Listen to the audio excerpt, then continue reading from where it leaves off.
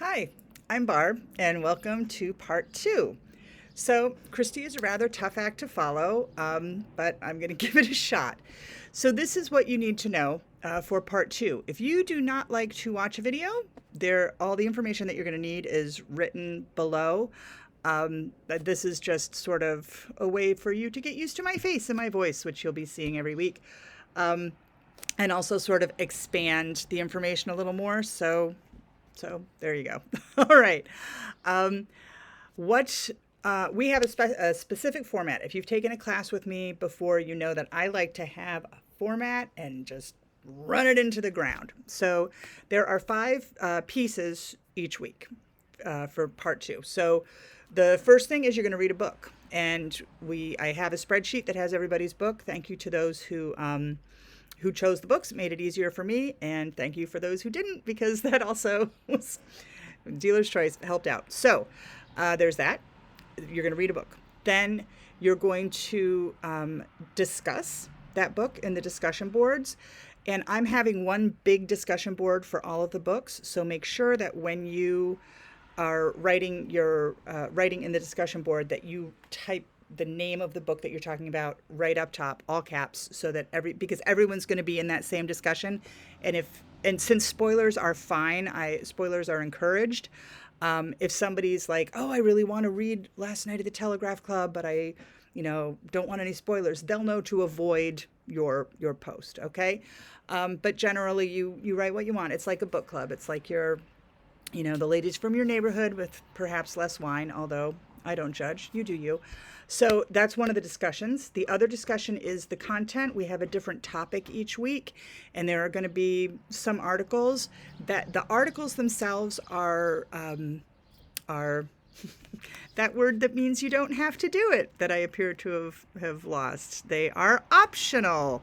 So if the book that you're reading that week goes really quick and you have extra time, please read the articles, and then do the discussion.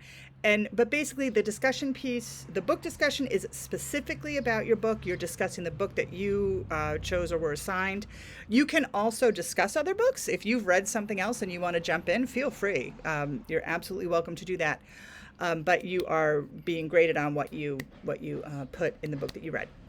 So then the general discussion is whatever the topic is. If we're talking about sci-fi, we're talking about sci-fi. If we're talking about bibliotherapy, we're talking about bibliotherapy. You can also put your choices from your blog in as part of that, which will put a pin in that, your blog. Okay, so two different discussions. And the book group discussion is, I believe, 6 points, and you have to go at least twice a week. The general discussion is 3 points, and you have to go once a week. I'm not going to make you go more than once because you're already doing enough discussing. All right. The blog. I mentioned the blog. A big part of this group, big part of anything that I teach is exploration. So I want to give you some time to go out to the public library, go to your local bookstore, go online and look at book reviews, and I want you to choose 3 to 5 books on the topic that we're talking about. I would like you to touch these books with your hands and look at them, sort of see how they're marketed. Talking to booksellers and teen librarians in particular, but also children's librarians at the public library, they're a great resource for us. And so what you're going to do is, in this blog, you're going to put the title, the author, a 1-sentence plot summary, which you can get from the jacket copy, and where you found the book, and why you chose it to be highlighted. Why do you think it'll be of interest? These are books that you feel positively about. Don't highlight, this book looked like garbage. Well, then don't tell us. All right, so that's going to be your blog. And it does not have to be a blog format. It just has to be one of those formats that, changes up. So you can do, one student last time I taught this had an Instagram, and she just put them up on Insta. You can do TikToks if you want, which I really want to learn how to do, but I keep finding other things to do. However you want to do that, it needs to be you need to put it online somewhere, and you need to be able to give me a link to get to it. All right, and so that will be something that you do every week based on the based on the topic. And you can use that as one of your blog posts for the general talk too. If you didn't have time to do the reading, or if somebody says, does anybody know a good book about blah blah, feel free. You can link that so that other people can look at your stuff. All right, so that we covered reading the book, 2 discussions, the blog post, okay, and the response. Now, in the past, I have had the response be a 3 to 5 page paper every week. However, there are, I don't know, 50 of you, 175 of you. There's a lot of you in this class, and I feel like when someone's writing a 3 to 5 page paper, sort of literary criticism, that they deserve very thoughtful feedback. And it's just too much. So you are going to do one, and you can do it you can choose whichever one of the books that you're reading for your book club book that you want to do a 3 to 5 page literary criticism. And I've got in the rubric, which is at the bottom of the introduction post, there is information about what it should look like. So you're doing one of those, but you have 5 other formats. And what I want everybody to do each of these formats once. So you're going to have your 3 to 5 page paper. That's one. Then I want you to do something audiovisual, meaning something that is like that you could find on YouTube. So, although I suppose, again, you could use TikTok if you want. Some online digital format, and it's going to be something that you're creating that is not static, like this. You could do one of these videos where you just talk and talk and talk and talk, which is fine. You could do something a little more booktubery where you have some edits or you have visuals. Work to your comfort level. If you're just, brand new to this, it's very easy to use QuickTime or to use the video on your phone and just be a talking head, and that's fine. And then you can upload it to YouTube. And you're good to go. Give me the link. But if you are fancier or if you have experience, feel free to do whatever. I'm generally thinking it would be one of 3 types of things. You can do a book trailer, which is a little more, difficult. I mean, that's a lot of work, but feel free if you want.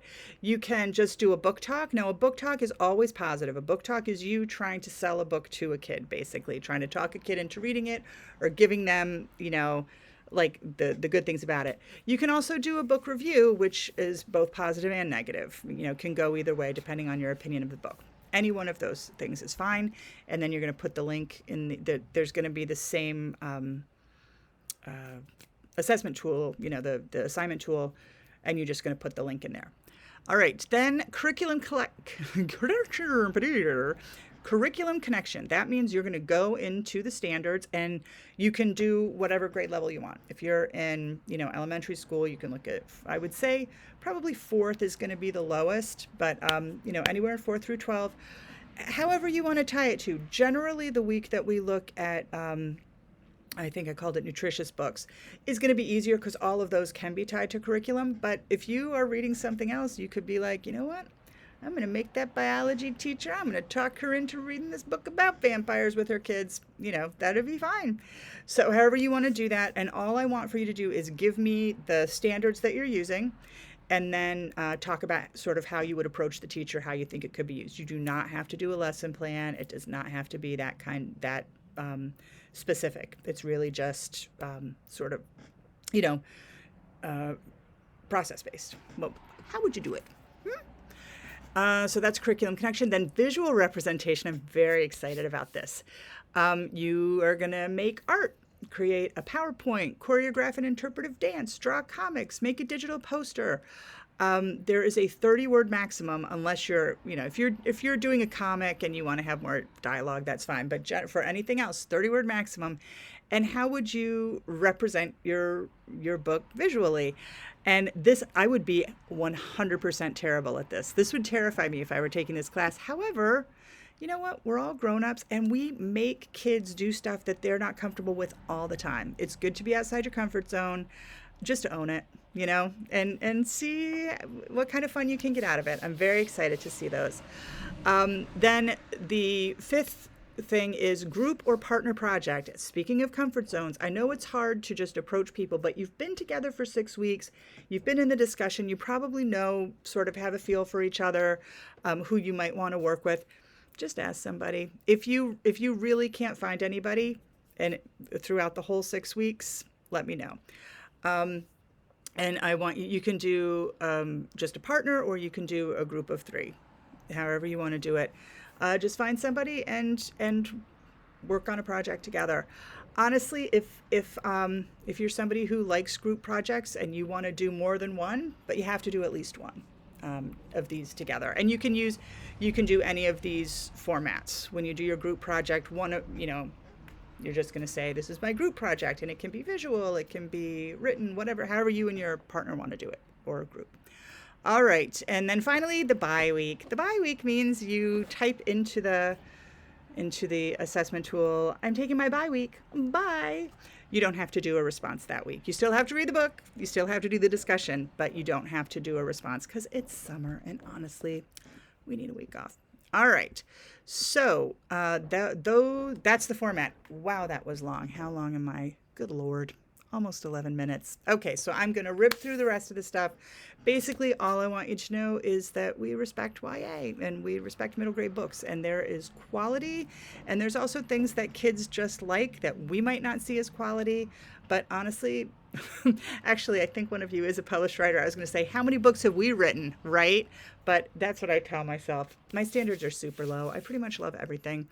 But you've got to respect that kids have different opinions and different things that they love.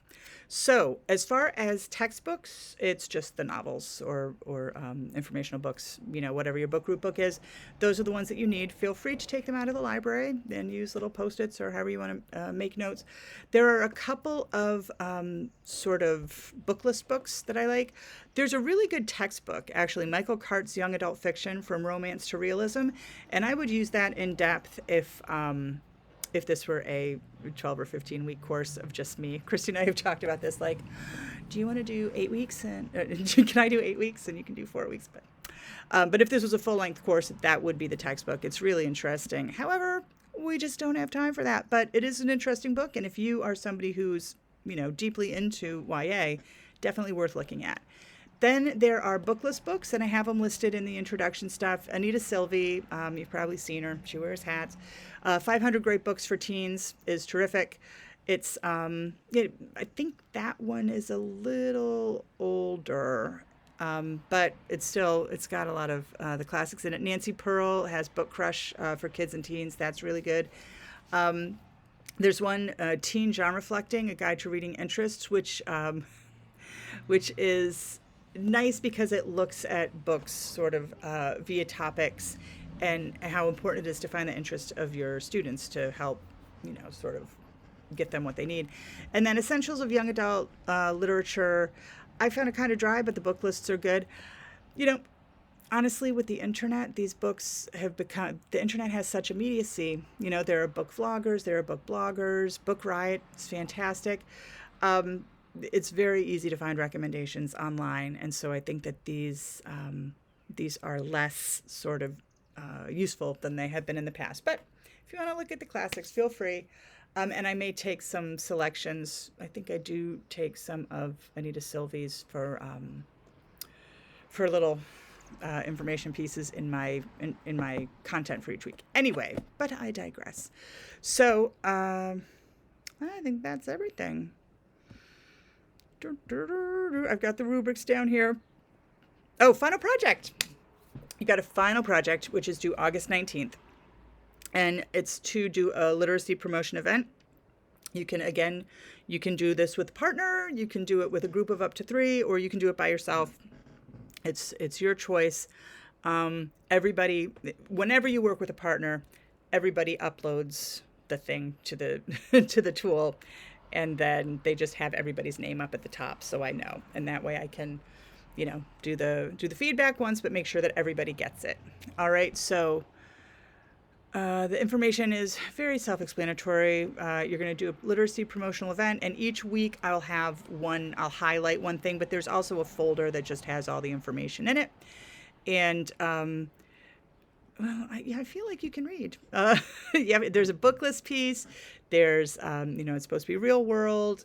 You can have it directed at your whole school or a small population, 3 to 5 pages. Now you can use a non-traditional format. Just run it by me because this one is a big deal. All right. I believe that's everything that I have to say. If you have any questions, always feel free to email me.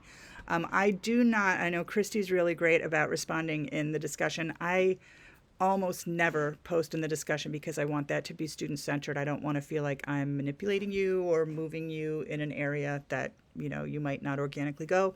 So I won't be there, but I do check my email very consistently. Oh, doggone it, I had another thing and it just flew out of my head. Oh, well, that happens frequently. All right, I'm going to do an introductory video every week. They will never be this long again, I assure you. Feel free to watch this at double speed. And gosh, I feel like that thing was important and it's gone. Tra-la-la. If I remember, I'll put it in parentheses under the video.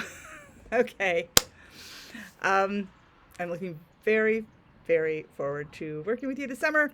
And I'm going to go turn on the fan now because it's really hot. All right. Bye.